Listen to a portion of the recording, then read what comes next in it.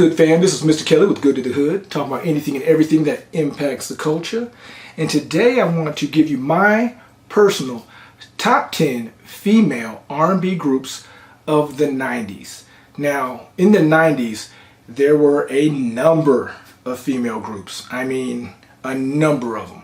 And so obviously I've got it down to the R&B genre, which that narrows that list down a little bit. The criteria for this list is just whoever I liked, whoever I vibed with, female groups in the 90s, right? And if you're a Gen Xer like myself, I mean, you were bumping these ladies in the club, you were driving and cruising, listening to them, you heard them everywhere, okay? So number 10 female group of the 90s is Salt-N-Pepa. Now, hear me out before y'all come for my head. Salt-N-Pepa was a female hip-hop group that started in 1985 in New York. However, in 1993, they kind of changed their sound. They came out with an album called Very Necessary, and it really wasn't hip-hop. It was smoother transitions. There were some vocals on there. The two big records that you're going to probably know from that is they had a song called Shoop, and they had a song called What a Man. And I believe What a Man was a song that they did with In Vogue. Okay, so number 10, Salt-N-Pepa. Okay, I feel like they've earned to get on that list. Now, number nine is Zhané. Zhané was a group that came out in the mid-90s. They had a song called Groove Thing, and they had a lot of radio play. They didn't really have a big career after that album, at least not that I'm familiar with. And the group disbanded in 1999.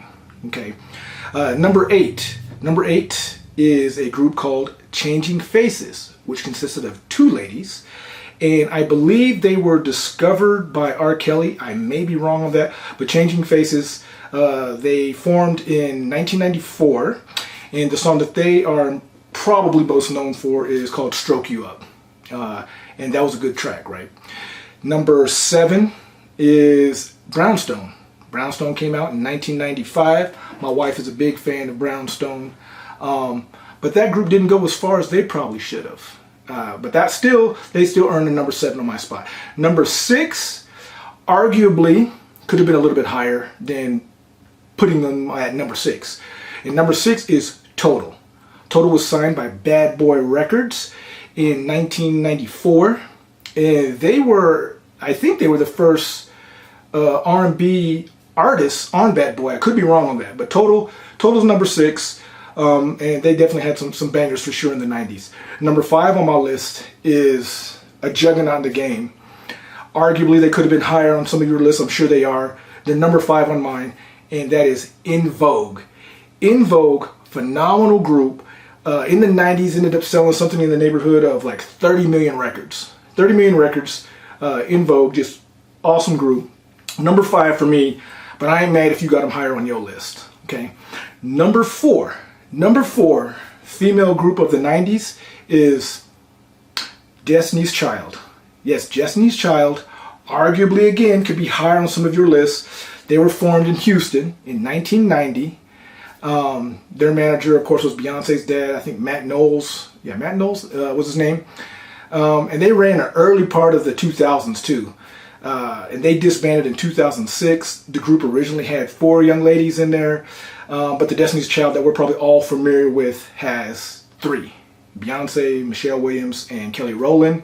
Of course, all ladies have gone on to solo careers. Beyonce is in the stratosphere all her own, and the other 2 ladies are doing very well as well. But Destiny's Child, definitely number 4. I'm not mad at you if they're higher on your list. Number 3 had a good run. They didn't have a huge career. Their first album was pretty good. Actually, their first album I think was really good. With a song that the main song that I recall was called "Just Kick It," right? And that's Escape. And Escape, of course, has kind of come just a little bit into the news recently because, as you know, Tiny Harris, T.I. Tip Harris's wife, was a part of that group, right? So, shout out to Tiny, shout out to Tip. Great album, Tip, that he just dropped not too long ago. It's on the channel with no skips, no interruptions, no commercials, nothing. So go ahead and enjoy that. But number 3 is Escape. Number 2 Now, number 2, I really had to dialogue with myself because I wanted to actually put this group as number 1. I wanted to switch my number 1 and number 2. I settled on this group for being number 2. They got 3 albums. First album they came out with, no skips. I mean, no skips. Phenomenal. And that's SWV, Sisters with Voices. They disbanded in 1998 to pursue solo careers. Came back and reunited in 2005. They haven't really put anything out, but I'm telling you, in the 90s, that first album, look, I had it on cassette and I had it on CD. SWV, number 2 on my list. Almost made number 1, but didn't quite make it. Number 1 deserves to be in this spot. They ran the 90s. Phenomenal group. And they actually have the most sales of any female group. Well, specifically any female group. I would venture to say any female group in the 90s of any genre. They definitely, as far as R&B is concerned, they are number 1 female group. They've sold over 80 million records, and that is TLC. T-Boz, Lisa Left Eye Lopez, rest in peace, and Chili. TLC is number 1. But before you go, let me go ahead and give you 5 honorable mentions. 5 honorable mentions, and let me know if any of these groups should have been on the top 10. The Braxtons. Braxtons came out in the 90s. Very, very short career as a group. L.A. Reid decided to go ahead and take Tony Braxton, and of course now Tony Braxton as a solo artist just took off in the 90s. Phenomenal. Another one is Cut Close. Cut Close, I believe, wait, hold on here. Cut Close actually were on they debuted on Keith Sweat's album in 1994. Then in 1995, they came out with their own album with the single I Like. And honestly, with that kind of push, I feel like they should have been bigger than they were. I don't know why they didn't grow really beyond that. But they're an honorable mention. Okay, another one is the group Jade.